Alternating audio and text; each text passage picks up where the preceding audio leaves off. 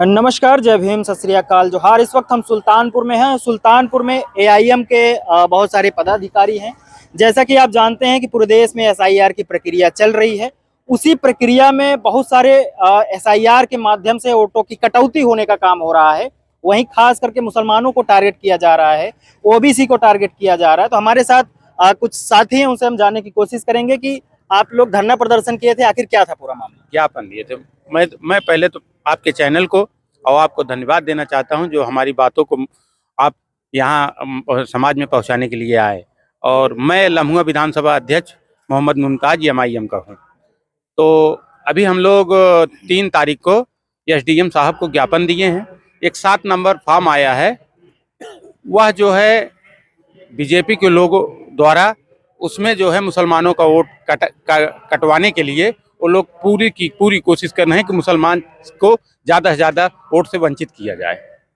आखिर डर क्या है कि मुसलमानों को वोट के अधिकार से वंचित करने का काम बीजेपी और आरएसएस के द्वारा लगातार किया जा रहा है।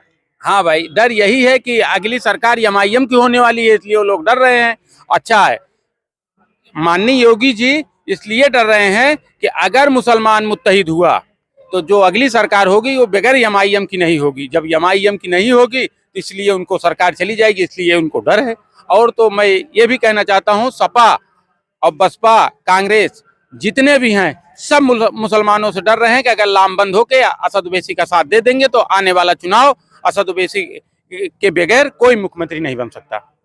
आप सपा, बसपा और तमाम पार्टियों पर आरोप प्रत्यारोप लगा रहे हैं, तो आखिर एआईएम के माध्यम से, सिर्फ एक पार्टी के माध्यम से आप सरकार कैसे बना पाएंगे? मेरे भाई, मेरे पास 3 पार्टियां गठबंधन के लिए हो चुकी हैं। पहली पार्टी तो एमआईएम है, दूसरी पार्टी हमारे चंद्रशेखर आजाद हैं, तीसरी पार्टी हमारे क्या नाम है स्वामी प्रसाद मौर्य जी की है, चौथी पार्टी पल्लवी पटेल जी की है। ये चारों का अलायंस हो चुका है। अल्लाह ने चाहा हम मिलकर 403 विधानसभा पे लड़ेंगे और मुख्यमंत्री हमारा होगा।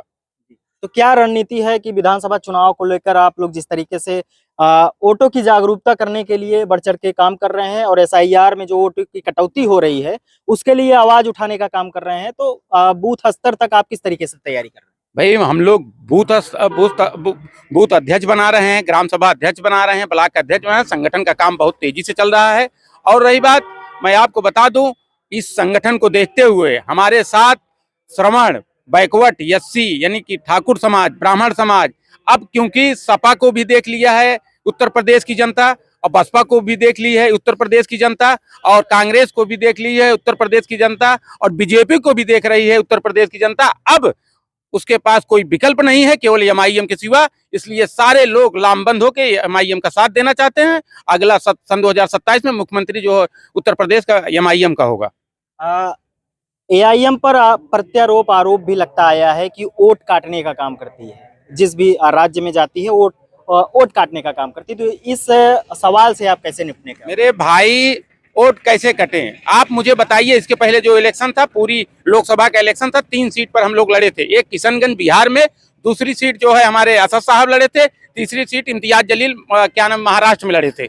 बताइए, 3 सीटों पर जब हम चुनाव लड़े हैं तो पूरे देश पूरी सीट खाली थी, तो जीत लेते हैं लोग। सपा बसपा के लोग केवल ये लांछन लगा रहे हैं, उनकी विफलता उनको शर्मसार कर रही है, इसलिए एमआईएम के ऊपर लांछन लगा के हम लोगों को बदनाम किया जा रहा है। और तो आने वाली सरकार केवल असद ओवैसी की है और दूसरी किसी की नहीं है। चुनाव आयोग स्पष्टीकरण देते आया है कि एसआईआर के माध्यम से ऐसा कुछ भी नहीं है, जैसे आप लोग आरोप लगा रहे हैं। मेरे भाई, चुनाव आयोग, मैं आपसे क्या कहूँ, मेरे पास सत्ता होती तो मैं कहता चुनाव आयोग क्या है। दरअसल बात सत्ता की दुरुपयोग कर रहे हैं बीजेपी वाले, और जब सत्ता के दुरुपयोग होगा तो हमारे क्या नाम है जो वोट करवाते हैं, अरे क्या नाम है, हाँ, चुनाव आयोग अधिकारी, वो लोग क्या नाम है बीजेपी के दबाव में काम कर रहे हैं, और इसीलिए मुसलमानों का वोट हर जगह काटा जा रहा है। मुझे बड़ी तकलीफ है, मुसलमानों का ही नहीं, एससी, दलित, बैकवर्ड, सबका वोट काटा जा रहा है, क्योंकि सब समझ रहे हैं आने वाली सरकार केवल एमआईएम की है, अन्यथा किसी की नहीं है। मुसलमानों के तमाम रहनुमा है, लीडरशिप करने वाले लोग हैं जो आज बीजेपी को सपोर्ट करते हैं, यही जो प्रतिनिधित्व करने का काम करते हैं, वो भी कहीं ना कहीं बीजेपी और आरएसएस को सपोर्ट करने का काम करते हैं। मेरे भाई, एक नाम बता दो, एक नाम बताओ कि मुसलमानों का भला किए हों। एक नाम मुझे, शहनवाज हुसैन का नाम ले लो जो बीजेपी में है, हाँ, मुख्तार अब्बास नकवी का नाम ले लो, वो जो बीजेपी में है। हाँ, वो अपना घर भर सकते हैं, अपने बाल बच्चों का पेट भर सकते हैं, मगर आवाम और मुसलमानों की खिदमत कभी नहीं कर सकते हैं, न किए हैं। बताइए, हमारी बाबरी मस्जिद शहीद हुई थी, कहाँ गए थे ये लोग? अभी हमारे साथ लिंचिंग होता है, कहाँ गए थे ये लोग? शहनवाज हुसैन हैं तो बीजेपी में, मुसलमान नहीं है, वो मुसलमान के नाम पे धब्बा है। मैं तो ये कहना चाहता हूँ। आज जिस तरीके से सत्ता में बीजेपी है, आरएसएस के माध्यम से तमाम जो धार्मिक इनके संगठन है, उस संगठन के माध्यम से एक धार्मिक तुष्टीकरण करने का काम किया जा रहा है। जो एससी बैकवर्ड के लोग हैं उनको मुसलमानों से लड़ाने का काम किया जा रहा है। तो ये जो भाईचारा है, जो बिगाड़ने का काम इन लोगों ने किया है, तो उस चीज से आप कैसे निपटेंगे? भाई यही तो बात है, यूसीसी का मामला आया, यूसीसी का मामला आया, यूजीसी जो आया, तो क्यों नहीं भाई पारित किए?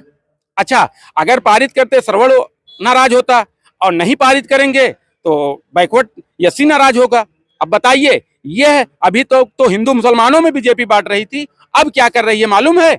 बैकवर्ड और एससी में बांट रही है, हिंदू हिंदू भाइयों में लड़वा रही है। यही तो कहना है, इस जनता को समझना होगा। अगर आपका सच्चा पक्का साथी कोई है इस वक्त, असद ओवैसी के सिवा कोई नहीं है।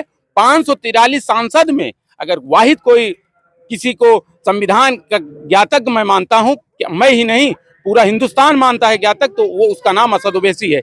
जब भी हमको जरूरत पड़ी, चाहे विदेश जाके हमको, यही बीजेपी वाले नहीं थे, इतने सांसद हो के भी क्यों असद ओवैसी की जरूरत पड़ी? क्योंकि वो पढ़ा लिखा है, ग्रेजुएट है, उसको संविधान का ज्ञातक है, संविधान के उसको मालूमात है, इसलिए उसको जाना पड़ा विदेशों में। जी, बहुत बहुत शुक्रिया। हमारे साथ थे ऑल इंडिया मजलिसे इत्तेहादुल मुस्लिमीन के सिपाही, जो एसआईआर को लेकर, तमाम सामाजिक मुद्दों को लेकर आंदोलन करते आए हैं, धरना करते आए हैं। आप इस पर क्या सोचते हैं, कमेंट बॉक्स में लिखना ना भूलें। बने रहिए बहुजन प्लेनेट के साथ। महल के सरमनंद वंशी, बहुत बहुत शुक्रिया।